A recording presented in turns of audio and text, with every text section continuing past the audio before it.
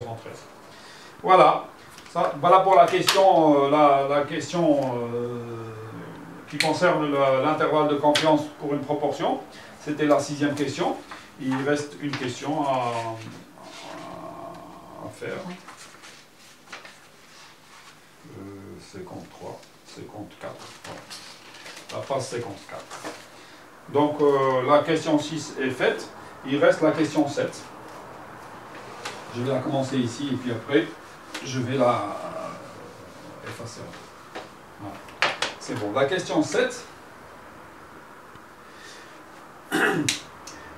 Lors d'une étude similaire effectuée il y a 20 ans, on a obtenu sur un échantillon de 50 sites une moyenne de 17,34 et un écart type de 1,59. Au vu des résultats des deux études, peut-on dire au risque habituel de 5% que le degré de sûreté de l'entreprise s'est amélioré entre les deux dates? Donc ici, on veut tester, on va d'abord dire les notations. On a un test de comparaison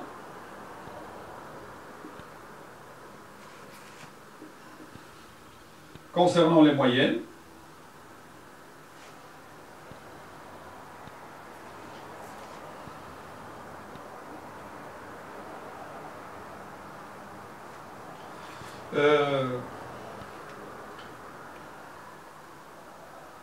Avec N1 égale 121, X1 bar égale 19,5 et S'1 égale 1,37. Ça, c'était les résultats de notre première étude. La deuxième étude, c'est N2 égale 50, X2 bar égale 17,34, donc ici 0,50, et puis S'2 égale 1,59. Voilà, c'est un test de comparaison. Je vais l'énoncer d'abord. On veut... Ça, ce sont les données.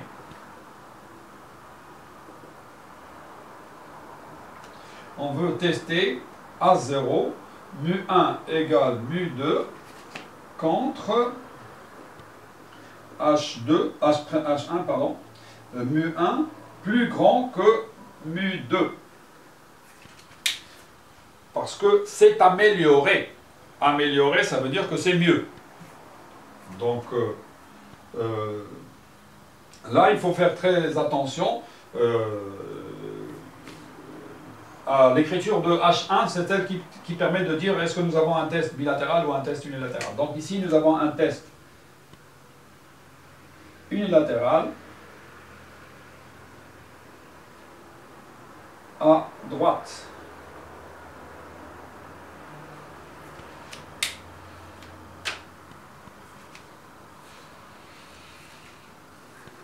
Pour la différence x1 bar moins x2 bar, il faut qu'elle soit trop grande pour pouvoir dire que la moyenne théorique mu1 est significativement plus grande que mu2.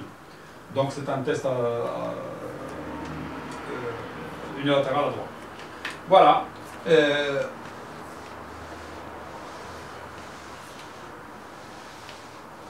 Mais avant de faire le test des moyennes, on va d'abord faire la première étape,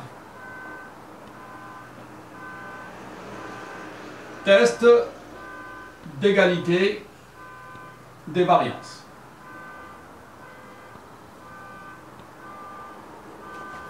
Donc H égale sigma 1 carré égale sigma 2 carré égale sigma 2, puis s'ils sont égales, c'est pas la peine de mettre l'indice, contre H' sigma 1 carré, ou sigma 1, sigma 2, différent de sigma 2 carré, la différence. Donc test bilatéral. On utilise la loi d'échantillonnage. Nous avons la loi d'échantillonnage, c'est la loi de Fischer, mais nous avons deux possibilités selon que le rapport est plus grand que 1 ou plus petit que 1. On prend toujours celui qui est plus grand que 1. Donc normalement, la loi d'échantillonnage c'est S'1 sous H, sigma 1 carré égale sigma 2 carré égale sigma 2. On a S'1 carré sur S'2 carré est une loi de Fischer à n1 moins 1, n2 moins 1 degré de liberté, ou l'inverse, S'2 carré sur S'1 carré, c'est une loi de Fischer n2 moins 1, n1 moins 1 degré de liberté. Et j'écris loi de Fischer. Quand on regarde les valeurs, c'est le S' qui est plus grand. Donc c'est celle-là que je vais prendre. Donc ici, on prend S'2 carré sur S'1 carré égale 1,59 au carré sur 1,37 au carré.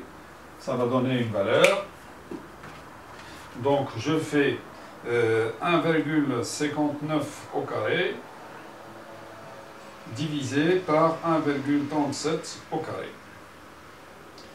1,34. 35. 3, 4, 6, donc je vais mettre 1,35. 1,35. Ça, c'est la valeur de Fischer calculée. Donc, à comparer avec la valeur critique à 5% de la loi de Fischer. Donc, je prends la table de Fischer.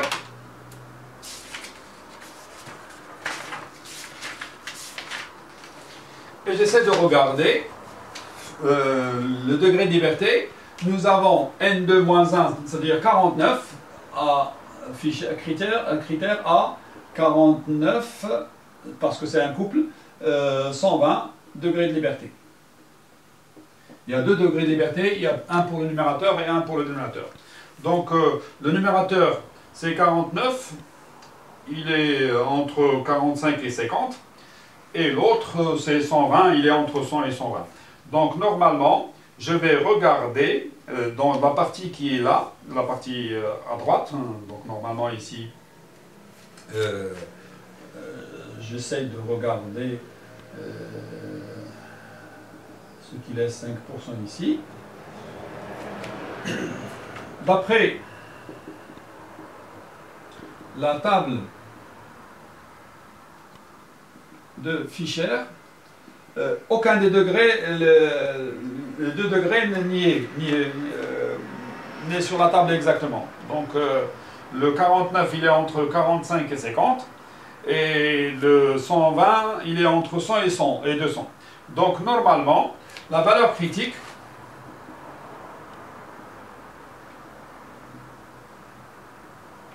je vais regarder 4 nombres. Les 4 nombres que je vais regarder, c'est 1,49, c'est celui qui correspond à 45, 100. 1,43, c'est celui qui correspond à 45, 200. 50, pour 50, c'est 1,48 pour 50, 100. Et 1,41 pour 50, 200. Donc la plus petite de ces valeurs-là, c'est 1,41. Et la plus grande des valeurs, c'est 1,49. Donc je sais que la valeur critique, elle est entre ces 4-là, ces 4 nombres, et donc automatiquement, elle est entre la plus petite de ces 4-là, qui est 1,41, et la plus grande qui est 1,49. Donc automatiquement, je vais dire que ma valeur critique, que je ne connais pas parce que je n'ai pas, j'ai pas une table exacte, donc elle est entre ces 2 nombres. Et le 1,34 est largement plus petit. Donc normalement, il y a le 1 qui est au milieu, ici. Et le 1,35, ici, c'est 1,41, 1,49. Et donc, il est entre les deux. L'essentiel pour nous, c'est de dire que, automatiquement,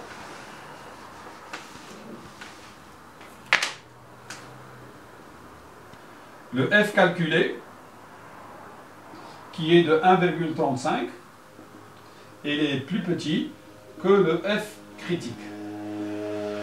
Donc, on a, ou on garde, ou on accepte sigma 1 carré égale sigma 2 carré égale sigma 2. Ici, avant de finir cette étape, il faut dire à quoi, qu'est-ce que va donner la valeur commune. Sigma 2, la variance commune.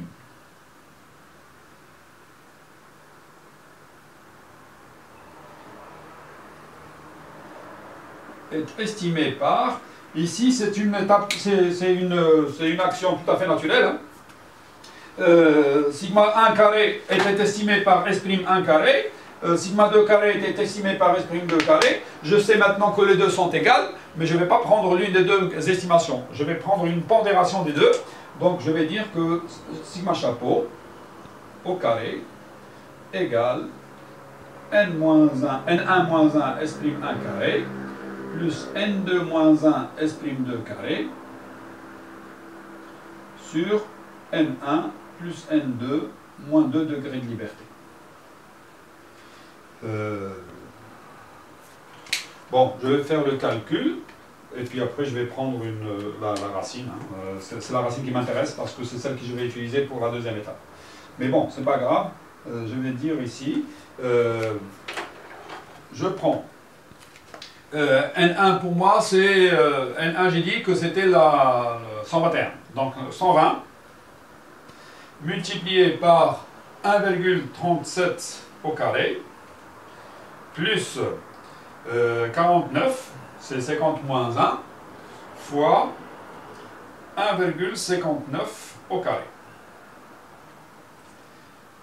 Je vais diviser ça par la 120 plus 49, donc ça fait 169. Alors je vais écrire 121 plus 50 moins 2. C'est 2,07. Mais ce qui m'intéresse, c'est sigma chapeau. Je vais l'écrire tout de suite. Je prends la racine de la réponse et ça me donne 1,44. Vous voyez, hein, c'est une estimation qui n'est ni 1,39, ni 1,37, ni 1,59. C'est entre les deux. C'est une estimation pondérée. Voilà pour la première étape. La deuxième étape, et c'est la plus importante en fait, quand on répond à des questions de comparaison, c'est généralement est-ce que la moyenne est la même ou pas. Donc ici,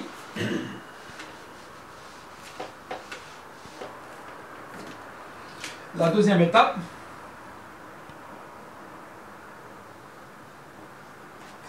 test de H0, mu1 égale mu2 contre H1, mu1 est plus grand que mu2. Donc test unilatéral à droite.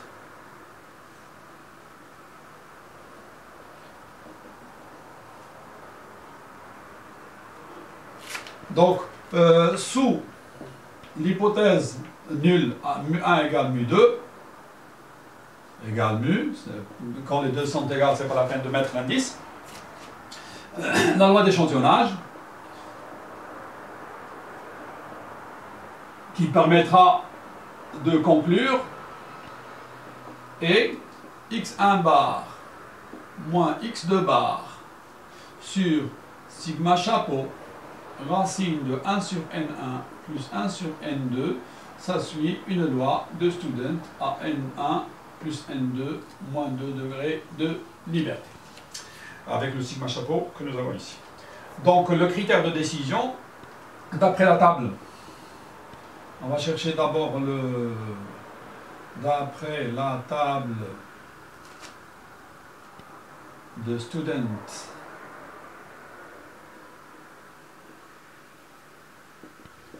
A, N1 plus N2 moins 2 degrés de liberté qui va être 169, hein, on a dit, 169, parce que 120, N1 moins 1 ça fait 120, et N2 moins 1 ça fait 49. Donc 120 plus 49 ça fait 169 degrés de liberté.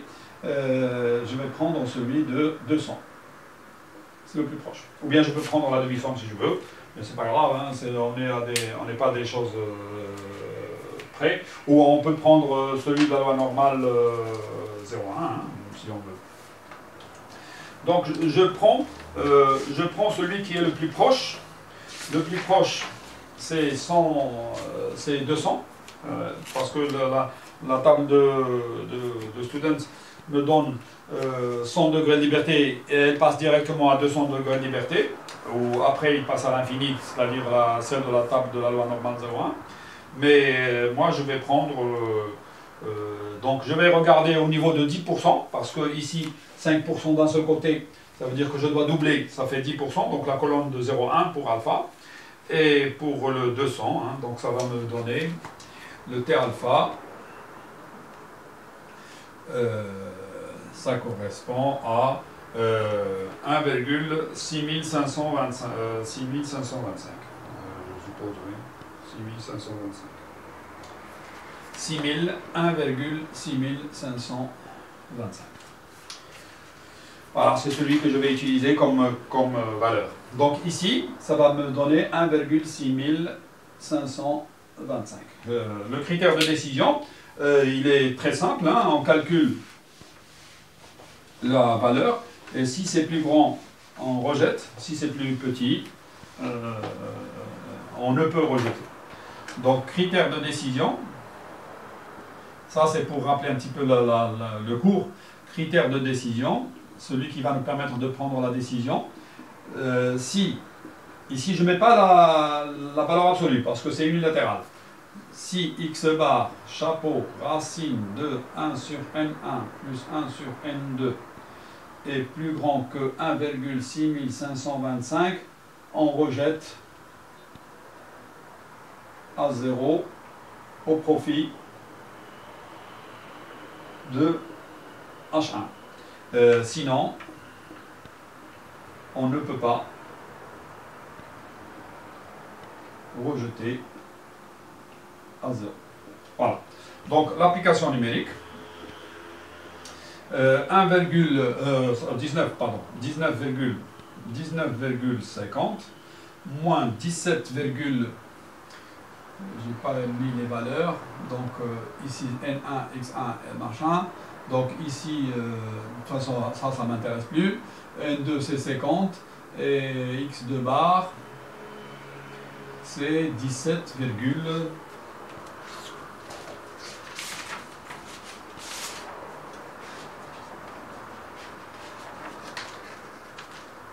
17,34. 17,34. Voilà. Donc 19,50 moins, etc. Ici c'est 1,44 si je me rappelle bien. 1,44. J'ai fait une connerie ici. Oh.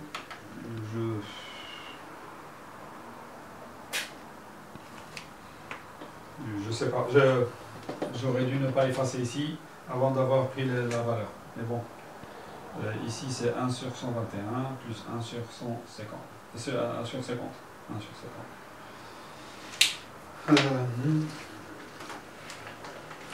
Bon, je prends la calculatrice et je fais 19,5 moins 17,34 égale divisé par 1,44 racine de 121 puissance moins 20 plus 50 puissance moins 1. Je ferme mes parenthèses et je mets égal. C'est 8, il faut faire les calculs, hein, je ne sais pas, moi, excusez-moi, mais bon, c'est 8,92, c'est plus grand que 1,6525. Donc on rejette au risque d'erreur de 5%,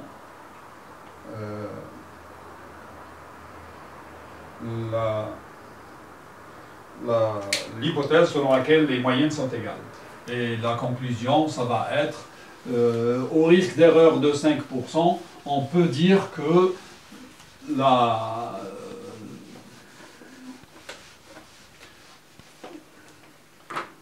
et ça rentre dans la rédaction de l'exercice. Conclusion, au risque d'erreur, parce qu'il faut toujours rappeler le risque d'erreur que l'on prend quand on fait un test, de 5%, on peut dire que comment ils disent, peut-on dire que le degré, on peut dire que le degré de sûreté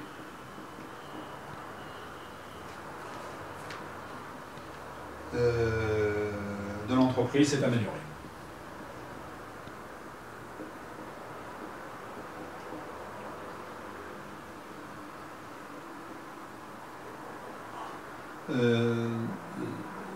Entre les deux dates.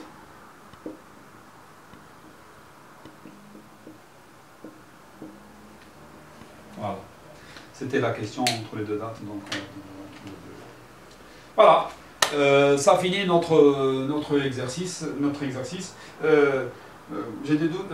Bon, j'espère ne pas me tromper. Hein. Je peux refaire le calcul. Comme tout à l'heure, hein, ça fait 120 fois 1,37 au carré, plus 49 fois 1,59 au carré, divisé par 169. Et je prends la racine 1,44. C'est bon, 1,44. Donc c'est bon. Il n'y a pas d'erreur à ce niveau-là. Voilà. J'espère que vous avez assimilé un petit peu les rouages des exercices qui concernent un petit peu les tests d'hypothèse, avec les estimations par intervalle de confiance, tout ce qui concerne un petit peu la statistique inférentielle. كانت لكم التوفيق والله يحفظكم ويحفظ اللي عز عليكم ورمضان كريم والسلام عليكم ورحمة الله تعالى وبركاته. Merci.